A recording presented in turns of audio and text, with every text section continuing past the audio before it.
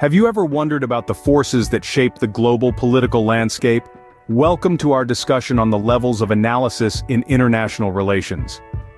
In a world where every action has a ripple effect, it's crucial to understand the dynamics that govern our global society. Welcome then to the fascinating world of international relations, an intriguing field of study that explores the complex interplay of nations on the global stage.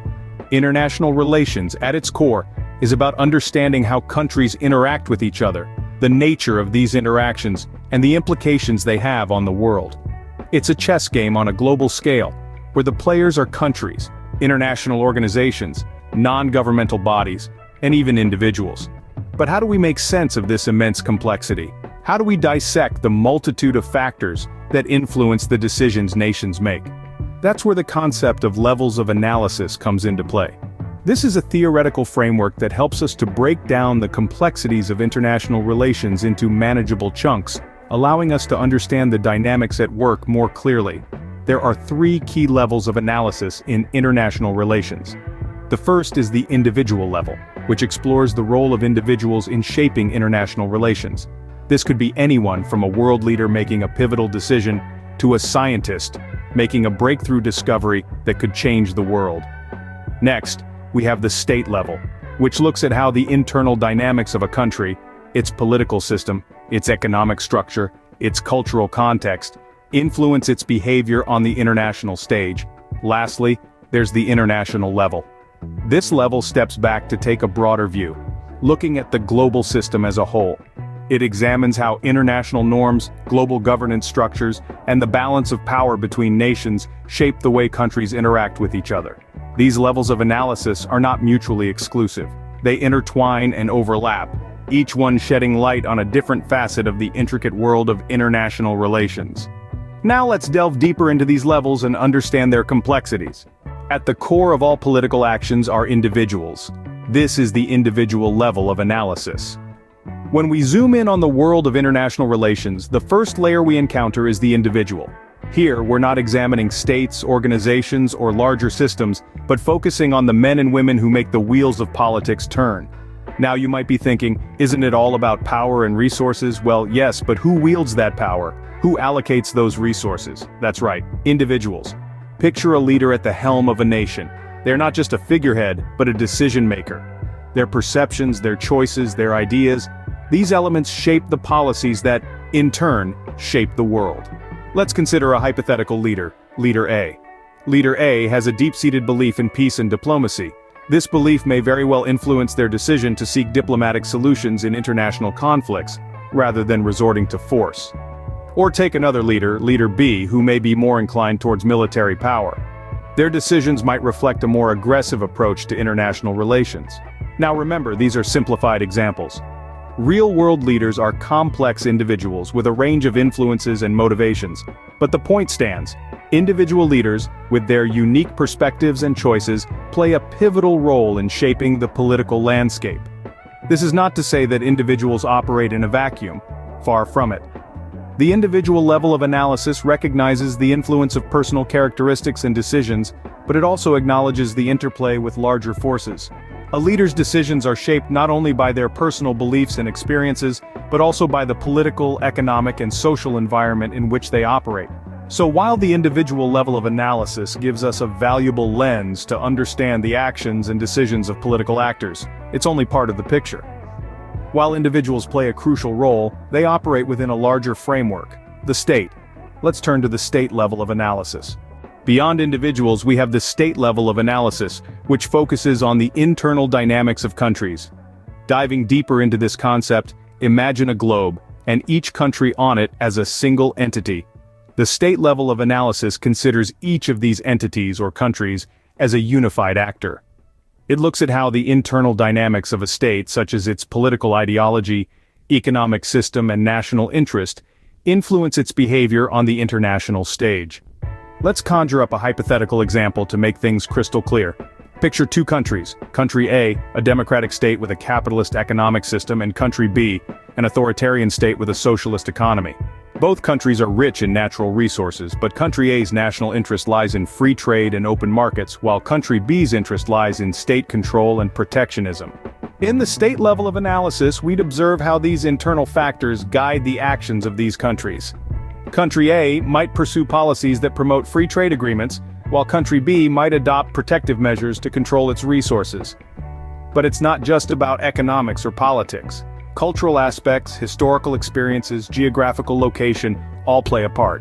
For instance, a country with a history of conflict might prioritize military strength in its national interest. Similarly, a landlocked state might have a different set of priorities compared to a coastal one, and it's not a static picture either. States evolve, and so do their interests. Changes in leadership, shifts in public opinion, economic growth or decline, these can all lead to a shift in a state's behavior. Remember, at this level of analysis, we're not so much concerned with why an individual leader makes a decision. Instead, we're looking at how the characteristics of the state itself influence its actions and reactions, its policies and postures. States, in turn, don't exist in isolation. They are part of an international system. This brings us to the international level of analysis. Stepping beyond national borders, we encounter the international level of analysis. This analytical lens takes a bird's-eye view, zooming out to observe the global structures that shape international relations. These structures could be political, like the United Nations, economic, like the World Trade Organization, or even cultural, like the global influence of Hollywood. Let's imagine a hypothetical situation where an influential country decides to withdraw from a global environmental treaty. This act would send ripples across the international level, impacting diplomatic relationships, environmental norms, and potentially even the balance of global power. Now, speaking of norms, they play a pivotal role at the international level. These are unwritten rules that guide states' behaviors on the global stage. For instance, it's a widely accepted norm that countries should not use chemical weapons in warfare. When a country breaches such norms, it can lead to global outcry and punitive actions, such as sanctions or diplomatic isolation. Next, we have the balance of power, an intriguing concept that's been at the heart of international relations for centuries. This refers to the distribution of power among states, with the goal of preventing any one country from becoming too dominant. Imagine a seesaw, with countries constantly adjusting their weights. That's the global balance of power in action. In our hypothetical situation, if the country withdrawing from the environmental treaty is a major global power, it could tip this delicate balance. Other countries might feel compelled to react, either by ramping up their own environmental efforts to compensate, or by challenging this power move diplomatically or economically. These three elements, global structures, international norms, and the balance of power, interweave to form a complex tapestry that is the international level of analysis. Understanding this level can help us make sense of global events and predict future trends. These three levels of analysis provide a framework to understand the intricacies of international relations. So, how do these levels interact and influence the complex world of international politics? Well, let's take a moment to tie all the threads together. We kicked off with the individual level of analysis. Here we understood that the decisions and actions of individuals, be they presidents, prime ministers, or even spies, can have profound impacts on international relations. Their beliefs, personalities, and perceptions can shape the course of international events, sometimes in unexpected ways. But remember, individuals don't exist in a vacuum. They are shaped by and in turn shape the broader context in which they exist. Next, we delved into the state level of analysis. We saw how the internal dynamics of states, their political systems, economic structures, and social contexts, can dictate their foreign policies and international behavior. From democracies to dictatorships, rich nations to poor ones, each state carries its unique baggage onto the international stage. Then, we ventured into the international level of analysis. This is where we observed the interplay of states, international organizations, and non-state actors on the global stage. We talked about power balances, international laws, and global norms, all of which can either facilitate or hinder cooperation among nations. So how do these levels interact? In a nutshell, they're like gears in a machine, each influencing the other. An individual's decisions can change a state's policies, which in turn can shift international dynamics. Conversely, changes in the international arena can influence state policies, which can then impact individuals. It's a never-ending cycle, a fascinating dance of cause and effect. Understanding these levels of analysis is crucial for anyone studying or interested in international relations. It's akin to having a roadmap that guides you through the labyrinthine world of international politics, helping you make sense of past events, comprehend present realities, and anticipate future trends. Remember, understanding international relations is like peeling an onion, revealing layers upon layers of complexities. Keep asking questions, keep exploring, and keep learning.